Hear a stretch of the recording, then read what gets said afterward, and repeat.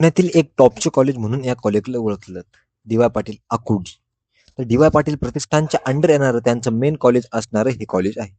DY. Patil प्रतिष्ठानचे खूप सारे कॉलेजेस आहेत, जसं डी.वाय. पाटील आकुर्डी आहे, डी.वाय. पाटील तळेगाव आहे, ओके, डी.वाय. पाटील पिंपरी आहे, ओके, अजिंक्य डी.वाय. पाटील आहे, असे खूप सारे यांचे कॉलेज आहेत. त्यापैकी हे त्यांचं कॉलेज आकुर्डीचं कॉलेज हे त्यांचं मेन कॅम्पस आहे. ओके, त्यामध्ये पण 2 कॉलेज आहे. एक आकुर्डीचं इंजिनिअरिंग कॉलेज आहे आणि एक दुसरं इंटरनॅशनल कॉलेज आहे. ओके, असे 2 कॉलेज आहेत. तर या कॉलेजचं सर्व कॉलेजेस सेम नाव असल्यामुळे त्यांचा तुम्ही कॉलेज कसं ओळखायचं तर डी-टी-ए कोडनुसारच. ओके. तो डी-टी-ए कोड आहे कॉलेजचा 6272. या डी-टी-ए कोडनुसार त्यांचं मेन कॉलेज आहे. ओके, 6272 हा डी-टी-ए कोड आहे. तर या व्हिडिओमध्ये आपण बघणार आहोत तर सीट मॅट्रिक्स आलेला आहे. त्यामध्ये कोणत्या कॉलेजसाठी किती कोणत्या ब्रँचसाठी किती सीट्स आहेत. ओके. तर सिव्हिल इंजिनिअरिंगसाठी कॅप राऊंडसाठी फक्त 96 सीट अवेलेबल आहे. टोटल सीट्स या कॉलेजच्या आहे 120 सीट्स अवेलेबल आहे.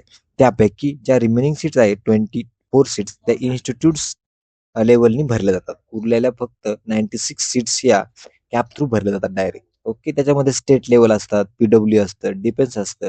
पीडब्ल्यू म्हणजे असतं ज्यांना कंचा प्रॉब्लेम आहे, म्हणजे ते जन्मतः अपंग आहेत, त्यांच्यासाठी पीडब्ल्यू सीट्स अवेलेबल आहेत. डिफेन्स म्हणजे ज्यांचे पॅरेंट्स डिफेन्समध्ये कार्यरत आहेत किंवा कार्यरत होते त्यांच्यासाठी डिफेन्स आहे.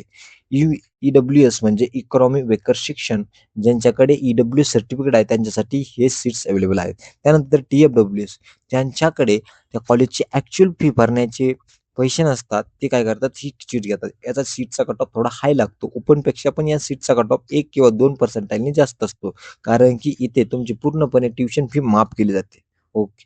तर तुम्ही सी-ओ-पी कॉलेज सोडून कोणताही कॉलेज घेत असाल तर ठीक आहे. पण कारण की सी-ओ-पी कॉलेजमध्ये ट्युशन फी कमी, अदर फीज आणि डेव्हलपमेंट खूप जास्त आहे. त्यासाठी तुम्ही सी-ओ-पी कॉलेजला जाणार असाल तर सी-ओ-पी कॉलेजला कोणीही टी-एफ-डब्ल्यू-सी चूज करायचं नाही. टी-एफ-डब्ल्यू अशा विद्यार्थ्यांसाठी आहे त्यांचं फायनान्शियल कंडिशन नाही आणि ते ओपनमधून बिलॉंग करतात. कोणत्याही मुलीने टी-एफ-डब्ल्यू-एस या स्कीमला फॉलो करायचं नाही. कारण की त्या डायरेक्टली म्हणलं पाहिजे की डायरेक्टली त्या टी-एफ-डब्ल्यू स्कीमसाठी अवेलेबल असतात. ओके, त्यांच्यासाठी टी-एफ-डब्ल्यूज घेऊन त्यांनी काय फायद्याचं होत नाही. कारण की त्या डायरेक्टली कॅप थ्रू गेल्या तर त्या टी-एफ-डब्ल्यूज थ्रू जाणार आहेत. तर सिव्हिल इंजिनिअरिंगसाठी आहेत कॅप थ्रू जाण्यासाठी 96 सीट्स. ओके. त्यानंतर हे झालं. त्याच्यानंतर स्टेट लेव्हलसाठी 69 सीट अवेलेबल आहे. पी-डब्ल्यूसाठी 4 सीट आहे आणि डिफेन्ससाठी 4 सीट्स अवेलेबल आहे. ओके, हे झालं सिव्हिल इंजिनिअरिंगचं. त्यानंतर या कॉलेजमध्ये कोणती ब्रँच आहे तर रोबोटिक्स अँड ऑटोमेशन या ब्रँचसाठी 48 सीट्स अवेलेबल आहे. त्यापैकी महाराष्ट्र स्टेटसाठी 37 सीट्स आहेत, पी-डब्ल्यूसाठी 1 आणि डिफेन्ससाठी 1 सीट्स अवेलेबल आहे. हे झालं रोबोटिक्स अँड ऑटोमेशन या ब्रँच. त्यानंतर इथे कम्प्युटर इंजिनिअरिंग खूप पॉप्युलर ब्रँच आहे. सर्व सर्व कॉलेजेसमध्ये खूप जास्त इंटेक असतो आणि खूप जास्त कट ऑफ पण या कॉलेजचा आणि या ब्रँचचा जात असतो. तर या कॉलेजमध्ये कम्प्युटर इंजिनिअरिंगसाठी कॅप थ्रू जाण्यासाठी 144 सीट्स अवेलेबल आहेत. ओके. त्यापैकी 106 या महाराष्ट्र स्टेट पी-डब्ल्यूसाठी 5 आणि डिफेन्ससाठी 5. ट्युशन फी म्हणजे टी-एफ-डब्ल्यूसाठी 9 सीट्स आहेत आणि ई-डब्ल्यूसाठी 18 सीट्स अवेलेबल आहेत.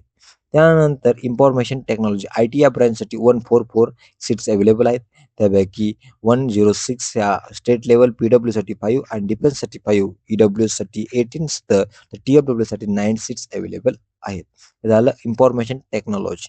त्यानंतर सर्वात छान ब्रँच असणारी ENTC branch electronics and telecommunication engineering या ब्रँचसाठी 144 सीट्स अवेलेबल आहेत.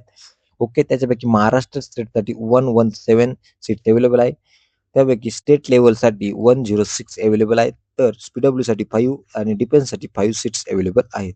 हे झालं ENTC electronics and telecommunication engineering. त्यानंतर ते इन्स्ट्रुमेंटेशन इंजिनिअरिंग काही खूप कमी कॉलेजमध्ये ही असणारी ब्रँच आहे इन्स्ट्रुमेंटेशन इंजिनिअरिंग. त्यामध्ये जॉब लागण्याचे चान्सेस पण चांगले आहेत.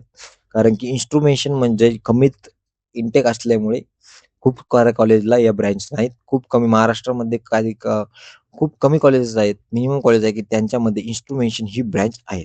तर या ब्रँचसाठी 48 सीट्स अवेलेबल आहे कॅप थ्रू जाण्यासाठी. ओके. त्यामधले स्टेट लेव्हलसाठी 37, पी-डब्ल्यूसाठी 1 आणि डिफेन्ससाठी 1 सीट्स अवेलेबल आहे. हे झालं इन्स्ट्रुमेंटेशन इंजिनिअरिंगबद्दल. त्यानंतर येते इंजिनिअरिंगमध्ये राजा ब्रँच असणारी मेकॅनिकल इंजिनिअरिंग ब्रँच. त्यामध्ये 96 सीट्स अवेलेबल आहेत. ओके. त्यापैकी स्टेट लेव्हलसाठी 69, तर पी-डब्ल्यूसाठी 4 आणि डिफेन्ससाठी 4 अशा सीट्स अवेलेबल केलेल्या आहेत. त्यानंतर ती आर्टिफिशियल इंटेलिजन्स आणि डाटा सायन्स अशा ब्रँच अलाइड ब्रँचेस आहे कम्प्युटर इंजिनिअरिंगच्या. जी कोर इंजिनिअरिंग ब्रँच आहे कम्प्युटरची, त्याच्या अलाइड ब्रँचेस असतात या, की यांनी इनटेक वाढण्यासाठी सर्व कॉलेजेस असं काहीतरी करत असतात, की आपलं और काहीतरी नवीन ब्रँचेस काढा, आर्टिफिशियल इंटेलिजन्स, डाटा सायन्स, आणि या ब्रँचमध्ये पण फ्युचर आहे. तर ही ब्रँच पण खूप चांगली ब्रँच आहे. नंतर कॅप कॅप सीट्स किती आहेत? 144 सीट्स आहे अवेलेबल आहेत कॅप थ्रू जाण्यासाठी. ओके. इन्स्टिट्यूट लेव्हलला 36 सीट दिले जातात. ओके. इन्स्टिट्यूट लेव्हलने पण ऍडमिशन घेऊ शकतात. त्यालाच मॅनेजमेंट कोटा असं म्हणलं जातं. ओके. हे झाले यांचे ब्रँचेस. इतक्या ब्रँचेस आहे DY. Patil Akurdi college of engineering मध्ये. ओके. तर व्हिडिओ आवडला असेल नक्की लाईक करा, सबस्क्राईब करा आणि शेअर करा. पुढील व्हिडिओ कोणत्या कॉलेजवरती पाहिजे तर त्याच्यासाठी खाली कमेंट बॉक्स रिकामा आहे. कमेंट बॉक्समध्ये नक्की कमेंट करा. थँक्यू.